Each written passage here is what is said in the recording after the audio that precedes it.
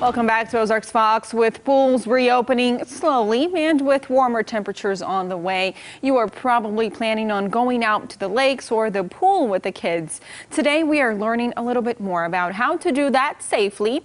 I talked to Alexis Brooks earlier today. She is the aquatics manager at Dive Ventures here in Springfield. Here's our conversation on water safety. So I know you have some tips for us. What are some of the must-know tips before we go out to the pool, whether we have a pool at home or if we're going to a public pool as they start reopening, or if we're going to a lake? One important thing just to know is that May is Water Safety Month. So we have a few key tips to help families be safe this summer. Here are 5 easy tips to keep you safe at the pool or at the lake this summer. So for new swimmers, we want to make sure that you all are spending some time just watching others before actually getting into the water.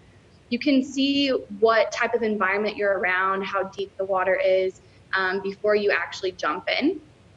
You want to stay close, be alert, and never leave a child unattended near the water.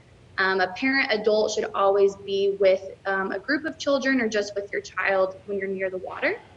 You want to make sure you assign a designated watcher to monitor your children during social gatherings at or around the pool at all. Always make sure that our swimmers are swimming with a buddy. So make sure that you have a buddy anytime you're by the water, whether that's an adult or a child. And then you want to make sure that you're teaching your children water safety and swimming skills as early as possible. The earlier that you get them in the water, the more likely that you're going to take away that fear. So we want to make sure that the fun's beginning at a young age, and we even encourage people to start swimming at 6 months old, and then continuing their aquatic activities going even further in their life. Okay, so I was going to ask you how early and if it's ever too early. So 6 months is what you recommend. What would you say to parents who might think that's too young? What are some tips you might have for that specific age group, just starting out with babies and maybe toddlers? So when you start off at an early age, 6 months specifically, they actually have a natural reflex of being in the water. It's actually called an amphibian reflex. So they start kicking, they start blowing bubbles at an age before they're even able to walk. Actually, the American Academy of Pediatrics recently updated their recommendations and asked for them to start swim lessons at 1, but we even go a step further to start them off at 6 months. It's pretty incredible what children are able to do at that age, even though they don't necessarily have the muscle ability to sit up. But you get them in the water and they have a natural buoyancy to float. There's just a few extra steps that you have to take to actually train them to be able to do that. But when you start them young, then they never develop that fear for the water that really can be a big hurdle to pass when they get a little bit older, is getting them to not be fearful. Now, should all children always wear life jackets or floaties or something like that? Or floaties something you recommend? No one needs to rely on the floaties or foam toys or any type of buoyancy equipment. However, some of these can be extremely helpful for swimmers who are not able to swim independently.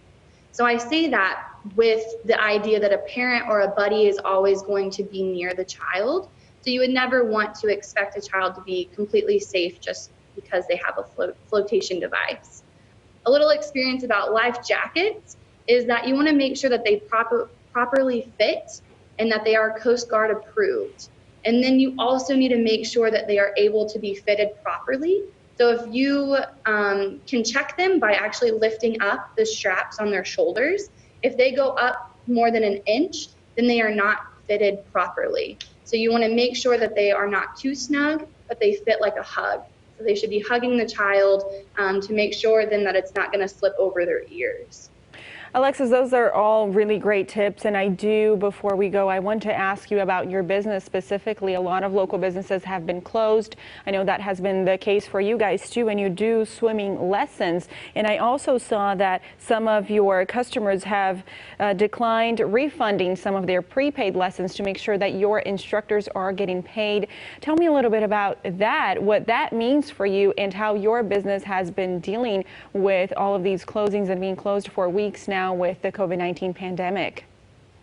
Yeah, so I just want to first say that we have been extremely appreciative of all of our customers and everyone who typically comes in and is taking some lessons.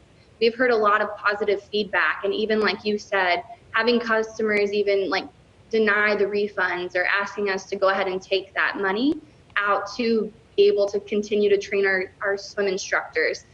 So we're extremely appreciative of that, and I think for local businesses especially, those are the type of people, right, that we want to be able to provide this awesome opportunity for.